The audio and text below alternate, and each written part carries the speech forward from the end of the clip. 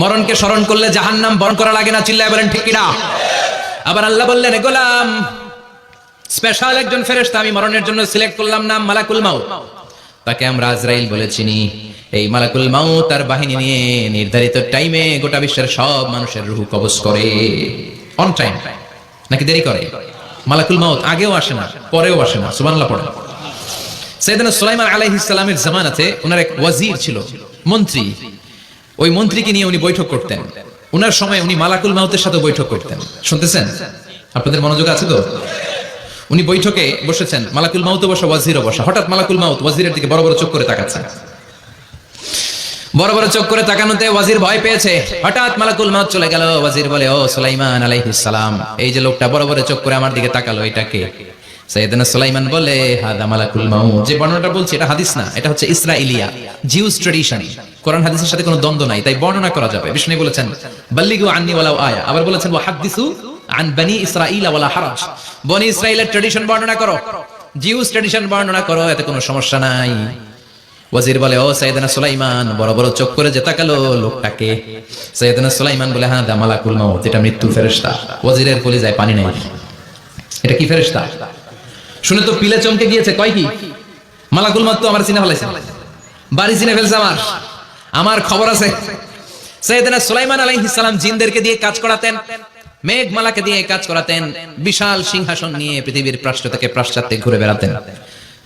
সাইয়েদনা সুলাইমানকে ওয়াজির বলে, ও সুলাইমান, মেঘমালাকে আদেশ করে দেন, আমি আর এই ফিলিস্তিনের ভূখণ্ডে থাকতে চাই না। আকাশের মেঘমালার উপরে আমারে বসিয়ে দেন, আর বলে দেন আমারে নিয়ে যেন আকাশের মেঘমালা হিন্দুস্তানের ওই দূর পর্বতে রেখে আসে। আকসা আল হিন্দ, হিন্দের সবচেয়ে দূরবর্তী জায়গায় যেন আমারে রেখে আসে। সাইয়েদনা সুলাইমান বললেন, আকাশের মেঘ যাও, আমার ওয়াজিরকে নিয়ে হিন্দুস্তানের একটা উপদ্বীপে রেখে আসো। রেখে আসা হলো। কিছুক্ষণ পর মালাকুল মাউত সাইয়েদনা সুলাইমানের কাছে হাজির। সাইয়েদনা সুলাইমান বললেন, ও মালাকুল মাউত, কই ছিলা? কই, একটু আগে হিন্দুস্তান থেকে আপনার ওয়াজিরের রূহ কবজ করে আসছি। সুবহানাল্লাহ পড়েন। এটা আবার কেমন কথা, তুমি ওইখানে গেলা কেন? কয়, রব্বুল আলামিন কিছুক্ষণ আগে আমার কাছে পয়গাম পাঠিয়েছে, যাও সাইয়েদনা সুলাইমানের ওয়াজিরের রূহটা কবজ করো। কবজ করার জায়গা হলো হিন্দুস্তানের উপদ্বীপ। কোন জায়গায়? মালাকুল মাউত এসে দেখে সুলাইমান নবীর সাথে মিটিং করে। ওয়াজির কার সাথে মিটিং করে? সুলাইমান নবীর সাথে। কিন্তু ফরমানে লেখা রূহ কবজ করতে হবে কোথায়? হিন্দুস্তানে। সুবহানাল্লাহ কইবেন না?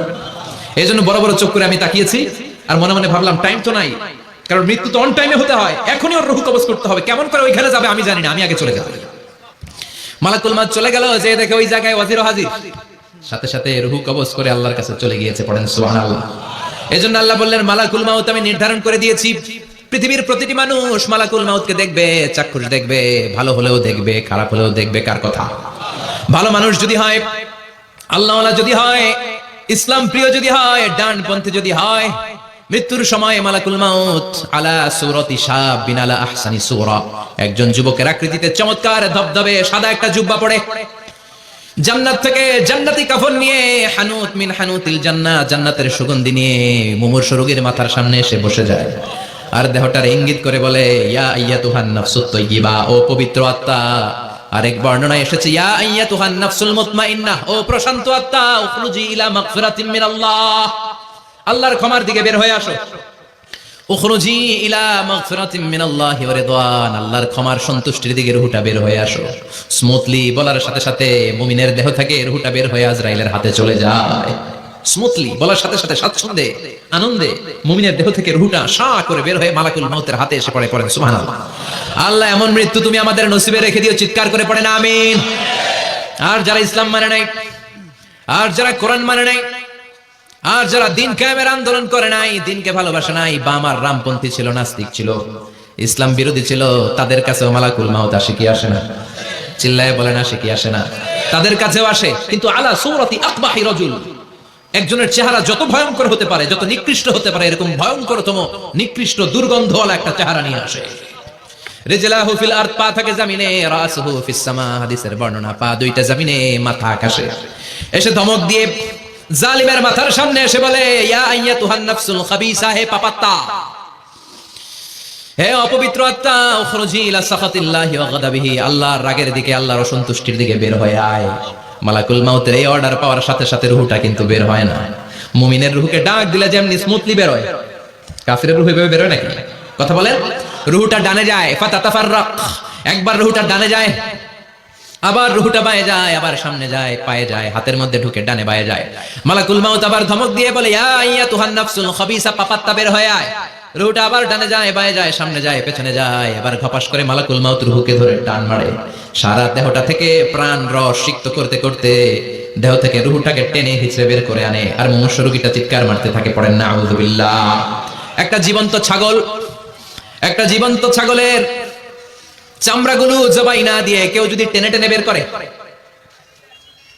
ছাগল জবাই হয় নাই কিন্তু চামড়া এক পাশ থেকে টেনে টেনে টেনে হিচড়ে আপনি গা থেকে বের করলে যত কষ্ট হয়, এর চেয়ে বেশি কষ্ট দিয়ে মালাকুল মাউত বামপন্থী আর কাফেরদের রুহুটা দেহ থেকে বের করে আনে, পড়েন নাউযু বিল্লাহ। আমাদের রুহুটা যেন আল্লাহ, মুমিনদের রুহু আপনি যেভাবে কবজ করেন ওইভাবে যেন আমাদের রুহুটা বের হয়ে আসে। আরো জোরে পড়েন আমিন। এজন্য আল্লাহ বললেন, বাল তুসিরুনাল হায়াতাদ দুনিয়া ওয়াল আখিরাতু খায়রুন ওয়া আবকা। পাগলের মতো মহাচ্ছন্ন হয়ে এই দুনিয়াটার পেছনে ছুটে বেড়াও, এই দুনিয়া আসল নয়, আখিরাত হলো আসল। চিল্লায় বলেন ঠিক কিনা? অস্থির, আমরা ব্যস্ত দুনিয়ার লোভে আর মোহে পড়ে আমাদেরকে যে মরতে হবে, চলে যেতে হবে, এটা ভাবার সময় আমাদের নাই। চিল্লায় কোন ঠিক কিনা? এজন্য বলা হয় মুতু ক্বাবলা আন তামুতু, মরার আগে একবার মরো।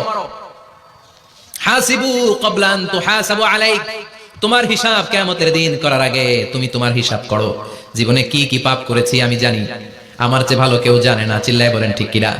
কি কি অন্যায় করেছি আমার হৃদয়ের মধ্যে কথাগুলো আছে না নাই? পৃথিবীর কেউ না জানলেও আমি জানি কি জানি না? পৃথিবী না জানুক আমি তো জানি, আমি কি পাপ করেছি হায়। পৃথিবী না জানুক আমি তো জানি, আমি কি পাপ করেছি হায়।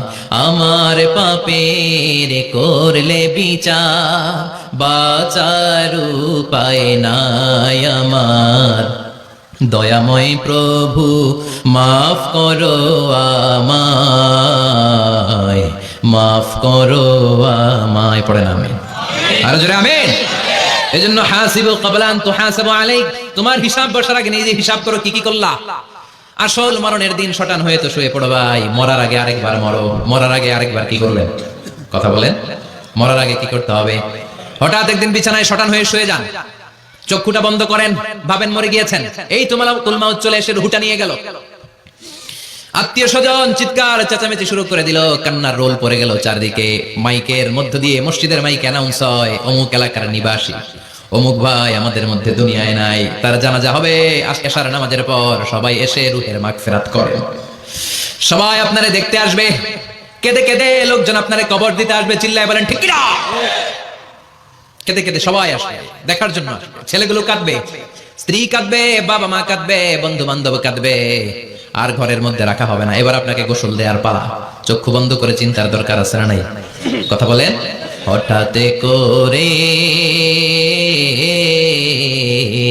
হঠাৎ করে শুনবি একদিন আমার মৃত্যুর খবর।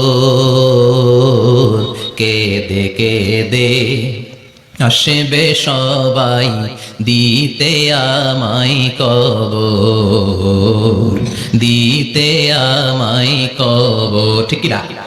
একটু চোখটা বন্ধ করে ভাবেন, আপনাকে গোসল দেওয়া হবে, জামাগুলো খোলা হবে। এত টাকা দিয়ে যে দামি গোসলখানা টাইলস লাগিয়ে ঘরে বানালেন, আপনার শেষ গোসলটা কি ওই দামি গোসলখানায় হবে? লাশ যেখানে ধোয়া হয় ওই জায়গায় ধোয়া হবে। আপনাকে কাফন পরানো হবে। আপনার কলিজার টুকরা ছোট বাচ্চাটারে বলা হবে, আব্বু দেখে যাও তোমার বাবারে শেষবারের মতো দেখো। আপনার বাবা মা শেষবারের মতো একটা নজর দিয়ে আপনার চেহারাটা দেখে নিবে। বন্ধু বান্ধবরা শেষবারের মতো একবার আপনারে দেখে নিবে।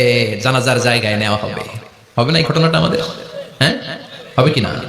হাজার হাজার মানুষ শেষ বিদায় দেওয়ার জন্য আসবে। চারটা তাকবীর দিয়ে ইমাম নামাজ শুরু করবে। আল্লাহু আকবার, আল্লাহু আকবার, আল্লাহু আকবার, আল্লাহু আকবার বলে নামাজ শুরু করবে। নামাজ শেষ। এবার পালকিতে করে কবরে যাওয়ার পালা। যেতেই হবে, যেতেই হবে। পালকিতে করে লোকজন নিতে শুরু করবে। কবরস্থানের ওই জায়গায় যেখানে মানুষ বছরে মানুষ না মরলে যায় না, ওই গহীর নিঝুম কবরস্থানে ঢুকানো হবে। পালঙ্ক থেকে নামিয়ে আপনার জন্য করে রাখা আগ থেকে কবরটার মধ্যে শুইয়ে দেওয়া হবে। উপরে বাঁশ দিয়ে ছাউনি। শেষবারের মতো সবাই দেখে বাঁশের ছাউনির উপরে মাটি চাপা দিবে। ঠিক কিনা? চলে যাবে সবাই, কেউ নাই, অন্ধকার, শুধু অন্ধকার। এই অন্ধকার যেন শেষ হতে চায় না। এই ঘটনা ঘটবে না আমাদের? কথা বলেন, ঘটবে কিনা? এজন্য মরার আগে এগুলো চিন্তার দরকার আছে না নাই? মরার আগে আরেকবার মরার দরকার আছে না নাই? এজন্য রব্বুল আলামিন বলেন, বাল তুসিরুনাল হায়াতাদ দুনিয়া ওয়াল আখিরাতু খায়রুন ওয়া আবকা। এই দুনিয়ার জীবনটাকে তোমরা আসল জীবন মনে করো, এটা আসল জীবন নয়। আসল জীবন হলো কবরের জীবন। চিল্লায় বলেন ঠিক কিনা?